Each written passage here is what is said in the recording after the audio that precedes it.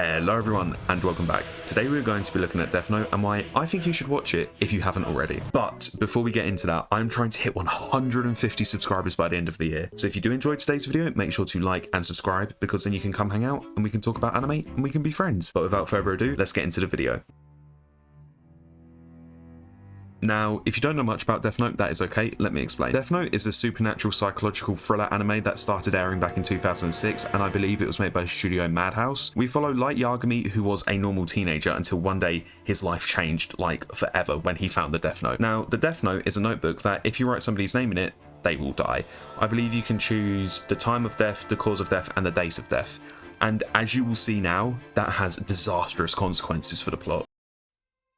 The plot of Death Note has to be up there in terms of tension and suspense for me. Seeing Light go from this teenager who after his first kill debated never even using the notebook again, to fully embracing his alter ego Kira is a very interesting change to observe, especially when from Light's point of view, he's doing this for all the right reasons. He is often accompanied by Ryuk, who is one of my favourite characters in the whole show, a Shinigami. No, not that Shinigami, this Shinigami, who threw his Death Note into the world because he was born. Light makes many enemies as he continues on with his slew of crimes, including a certain someone, but he also gains some allies along the way, such as Misa. Now, Light Yagami is a very interesting character because he is the villain of the show, yet we see the whole show from his point of view, which makes it unique. He is beyond convinced that he is the only one who can save humanity from itself, and if you hadn't have guessed already, he has a god complex and he is beyond narcissistic, and this is on full display throughout the whole show. He thinks he's outsmarting everything and everyone, when in reality, that is the delusion he allows himself to live in. Now, L is my personal favourite of the three because, yes, he's a little quirky, but I love him.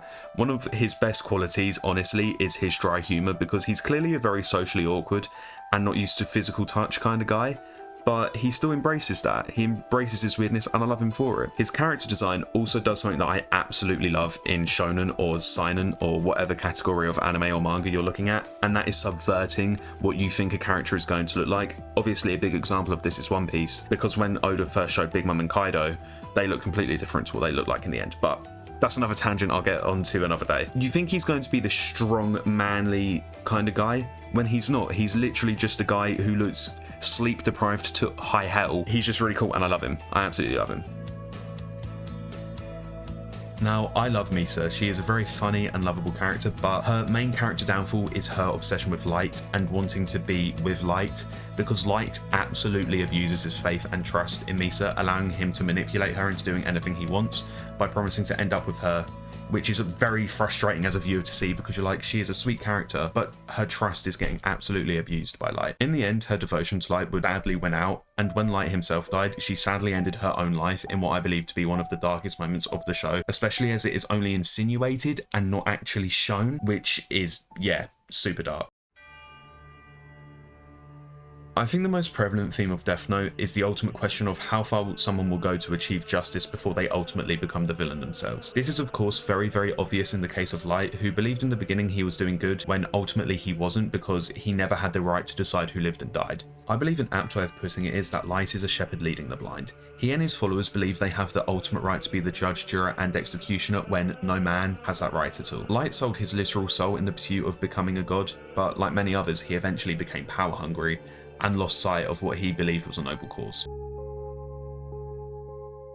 Now, if you're looking for an anime that will have you hooked all the way through, Death Note is 100% for you, and I would highly recommend it if you haven't watched it already. But that is it for today's video, guys. Remember, I am trying to hit 150 subscribers before the end of the year, so if you did enjoy today's video, make sure to like and subscribe, and I will see all of you guys in the next video.